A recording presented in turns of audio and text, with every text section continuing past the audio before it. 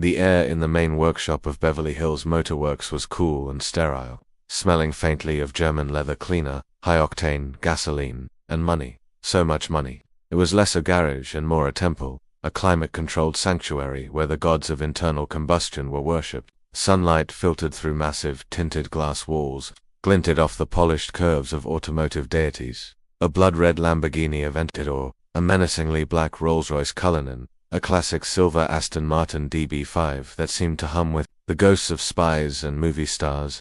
The floors were a pristine, polished concrete, so clean you could see your reflection. The only sounds were the respectful, hushed clicks of specialized tools, the quiet whir of a diagnostic computer, and the low, reverent murmur of technicians discussing torque ratios and telemetry data.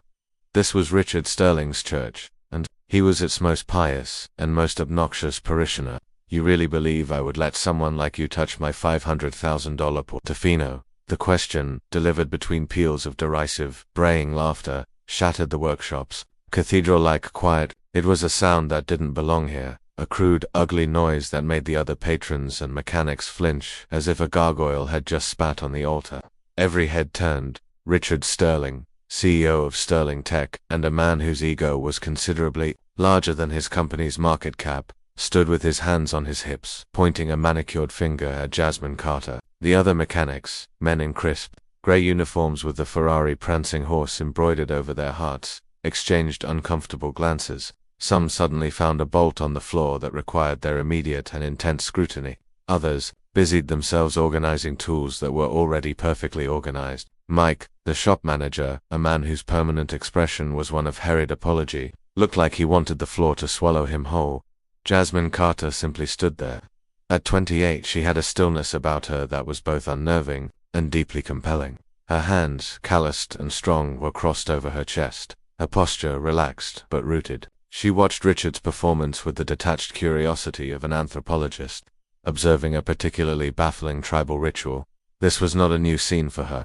It was a rerun, a tiresome but predictable show she had been forced to watch more times than she cared to remember. "Mr. Sterling," Mike began, his voice a nervous squeak. He took a half-step forward, wringing his hands in a grease-stained rag. "Maybe we should just hear what she has to Mike." Richard cut him off with the sharp crack of a whip.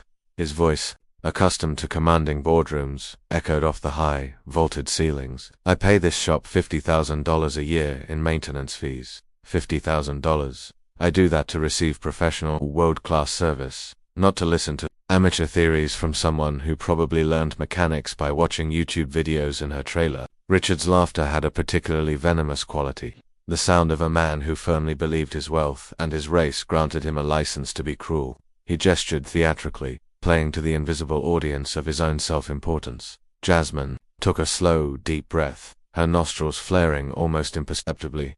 It was the only outward sign that his words had registered at all. It wasn't the insult to her skill that stung.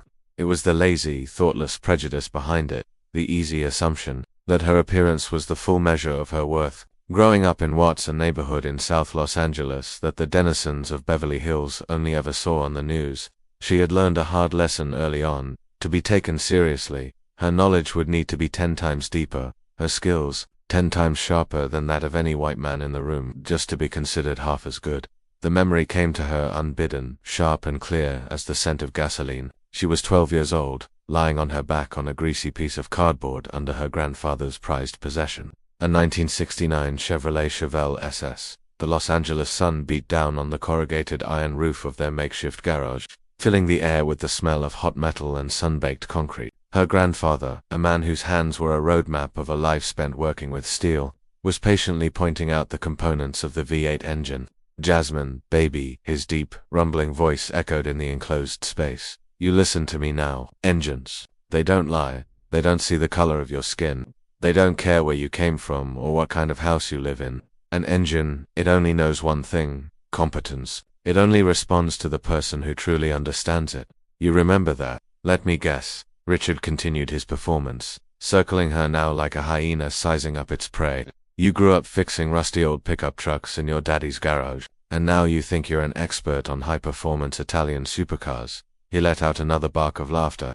"Some of us, my dear, invested in a proper education to understand and appreciate machines of this caliber. The other customers in the shop's luxurious waiting lounge, a collection of white men in expensive tailored suits, were now paying full attention. A few of them smiled, a discreet, shared amusement that confirmed their solidarity with Richard's worldview. One whispered something to his colleague, eliciting a muffled snort of laughter. They were a tribe, and Jasmine was the outsider.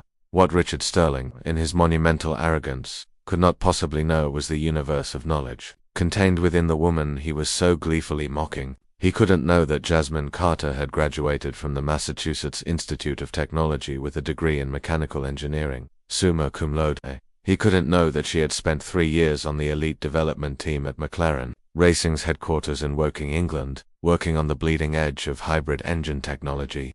He couldn't know that she had returned to Los Angeles not because she had failed, but to care for her ailing grandmother, the woman who had raised her after her grandfather passed. He couldn't know that her mobile workshop, Carter Precision Motors, a state-of-the-art diagnostic lab housed in a custom-built trailer, had a 6-month waiting list, and that her clients included collectors and racing teams who flew her across the country to consult on problems that had stumped entire teams of factory-certified mechanics. "Your problem isn't electronic," Jasmine said.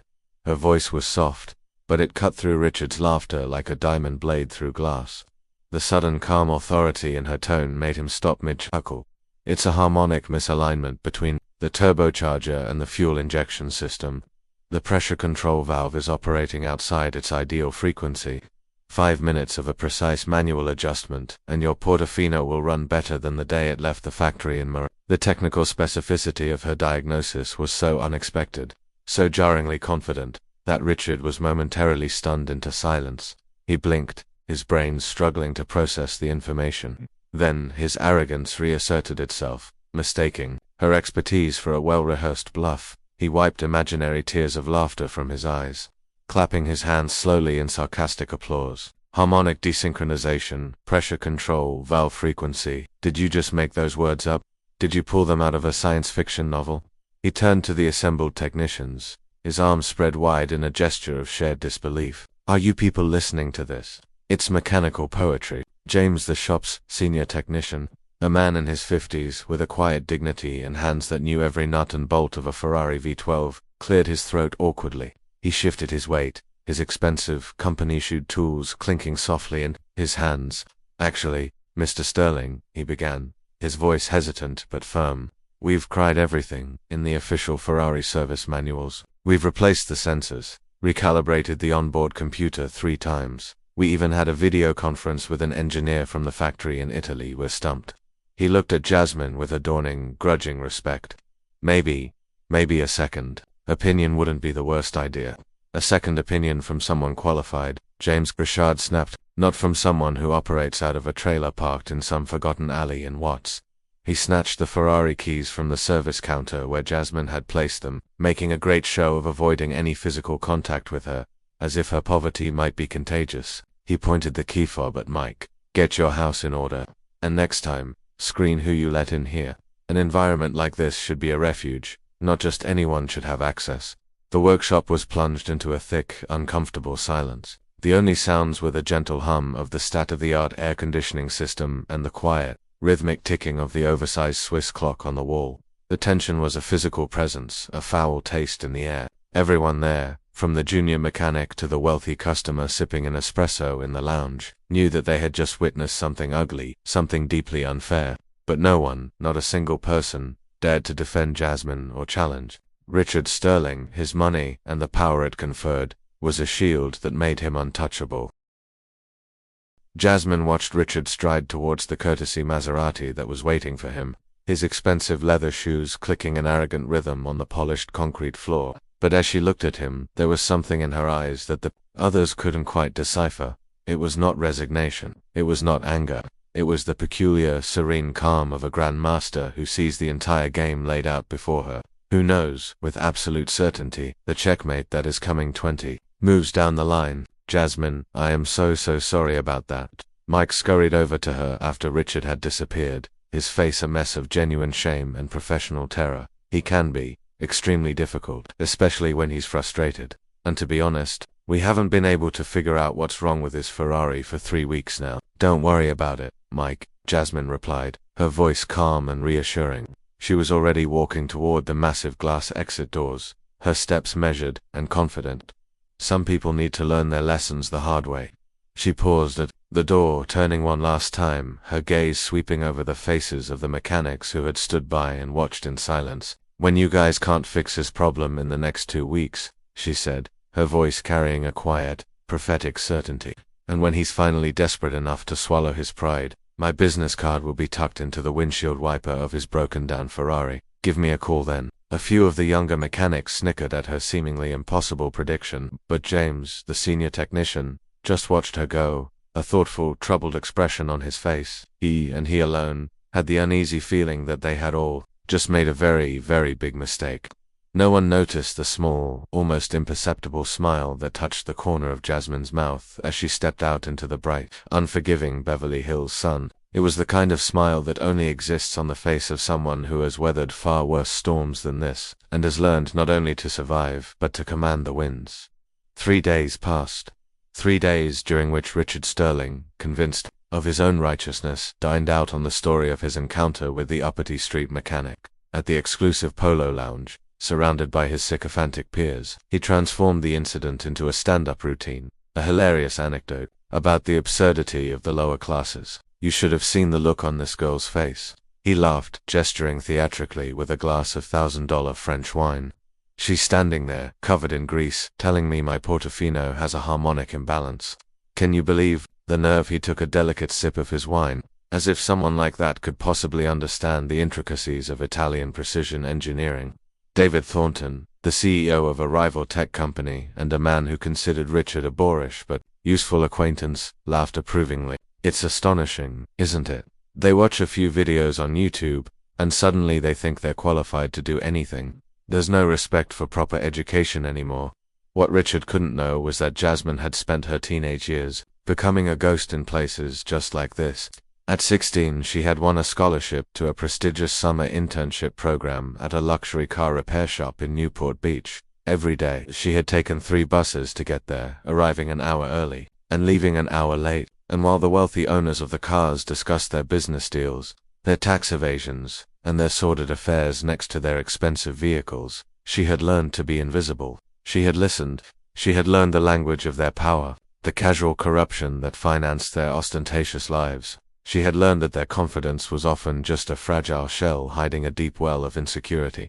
That same afternoon, as Richard was pontificating about the importance of breeding, in both men and machines, his phone buzzed with a frantic call from Mike at Beverly Hills Motorworks. "Mr. Sterling, we need to talk about your Ferrari, urgently." Mike's voice was strained, panicked. "We tried one more procedure this morning, a full system reboot recommended by the factory, and, well, the problem has gotten significantly worse." "What do you mean, worse?" Richard felt a cold knot of dread tighten in his stomach. "You told me you had everything under control." "The engine is now experiencing intermittent, catastrophic power failures," Mike explained, his voice trembling. "Sometimes it runs perfectly for a few minutes, and then, without warning, it just dies. Our latest diagnostic suggests that the electronic stress has caused a mechanical failure, we think. We think it might be necessary to replace the entire engine block."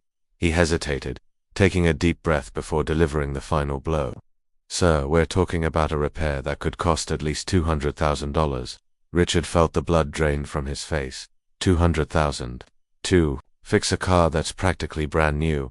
It's under warranty." "About that, sir," Mike said, his voice now barely a whisper. "The warranty doesn't cover damage caused by improper adjustments made by third parties. And technically, since Miss Carter was on the premises and had access to the vehicle before the problems escalated, she didn't even go near the engine." Richard exploded, his voice a strangled roar.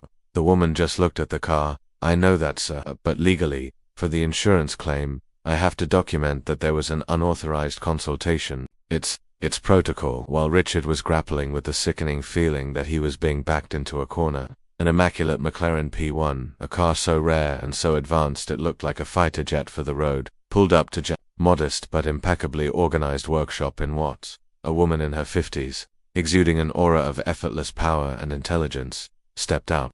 She was dressed in an elegant, custom-tailored business suit, her Italian accent subtle but unmistakable. "Are you Jasmine Carter?" the woman asked, her sharp, discerning eyes taking in every detail of Jasmine's setup. I am, Jasmine replied, wiping her hands on a clean rag. My name is Isabella Romano, the woman said, extending a hand.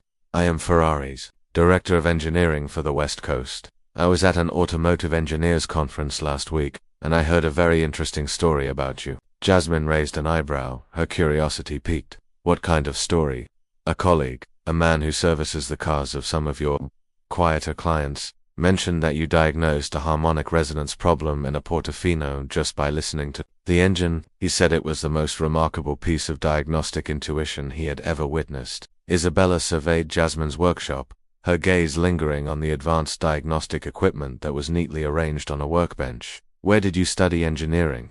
MIT, Jasmine replied simply. Mechanical engineering. After that, I worked for 3 years with McLaren Racing at their facility in Woking. She watched as genuine, unadulterated surprise bloomed on Isabella's face. McLaren, you were in Woking. You worked on the development of the new generation of hybrid engines. I designed and implemented the synchronization system between the electric motor and the combustion engine in the P1, Jasmine stated, gesturing to the car Isabella had arrived in. I also worked on the acoustic optimization protocols to reduce harmonic vibrations in high-performance powertrains. She crossed her arms, a small knowing smile playing on her lips. Why do you ask, Ms. Romano? Isabella's professional demeanor melted away, replaced by the sheer, unadulterated excitement of one brilliant engineer recognizing another.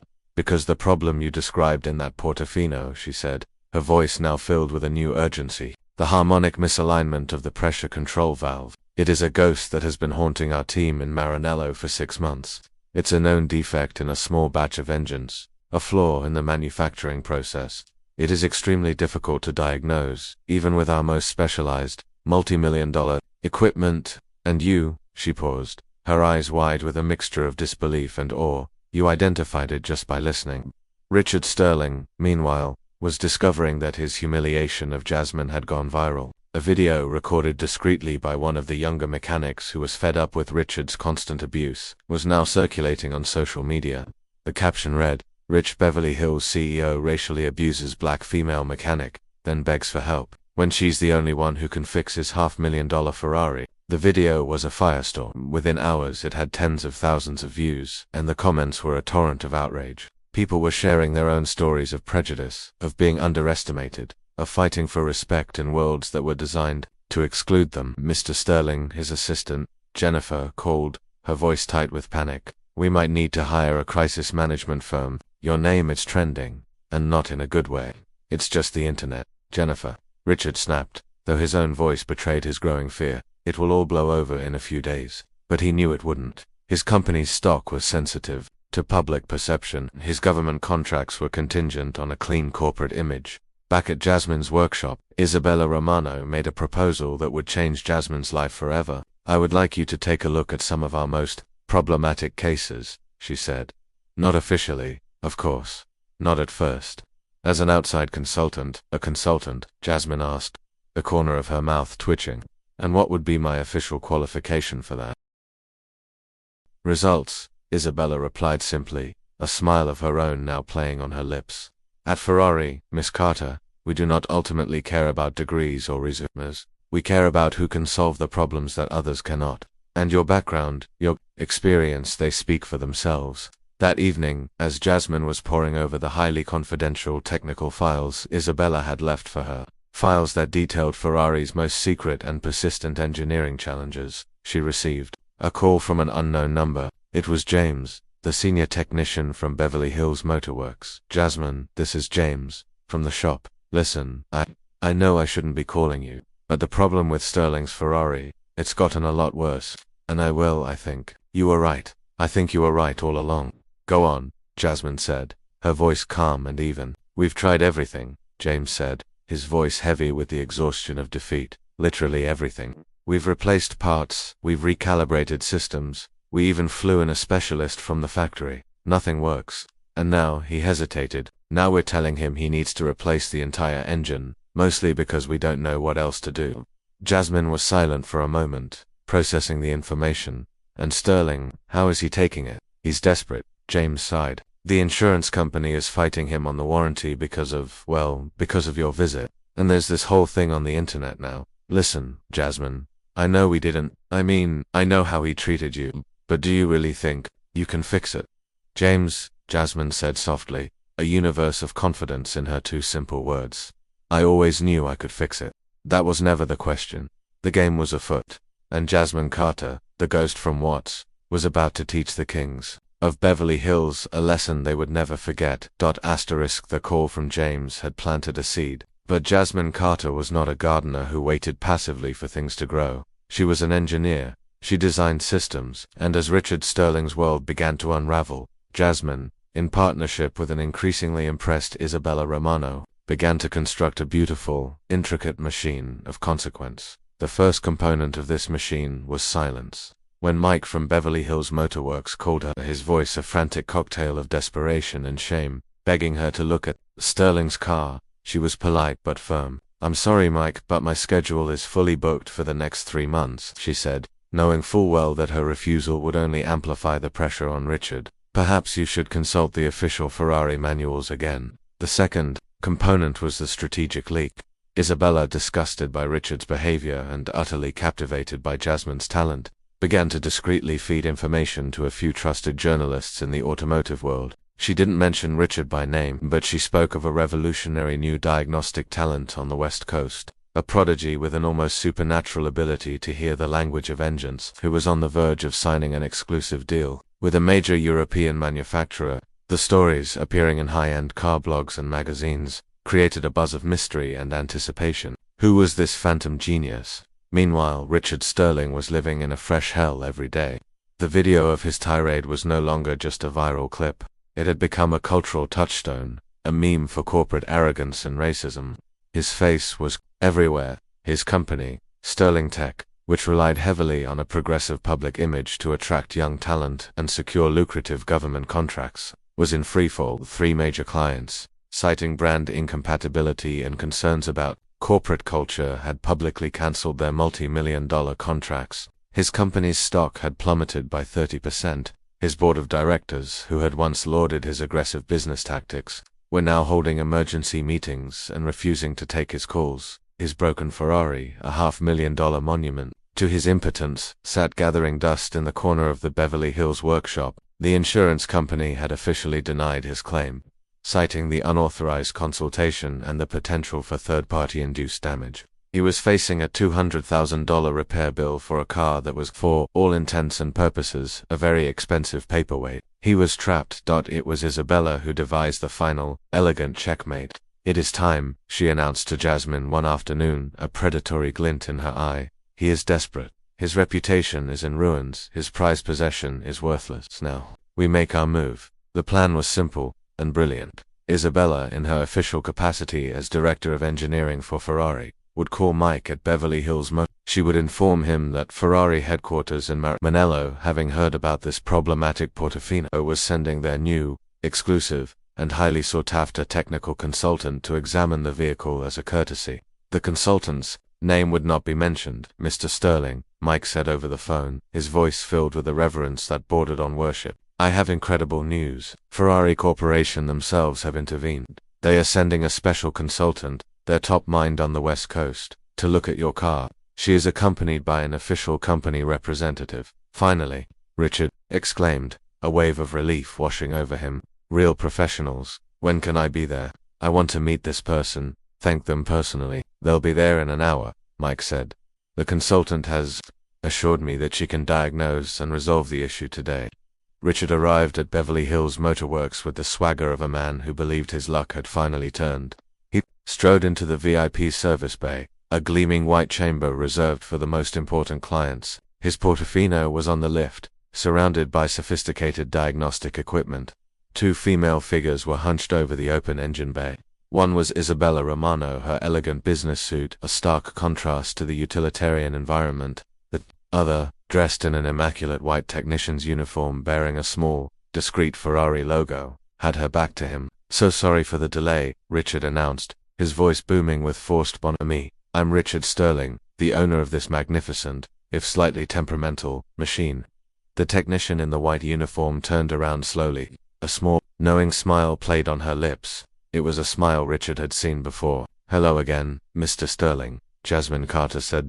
The blood drained from Richard Sterling's face. His world, which had been teetering on the brink for weeks, now plunged into the abyss. He went through a rapid, visible series of transformations, from confusion to shock, from shock to dawning horror, and finally, to pure, sputtering, impotent rage. What is she doing here? He stammered, pointing a trembling finger. This is a joke, right? This is some kind of sick joke. Isabella Romano stepped forward, her expression as cool and polished as the marble floors.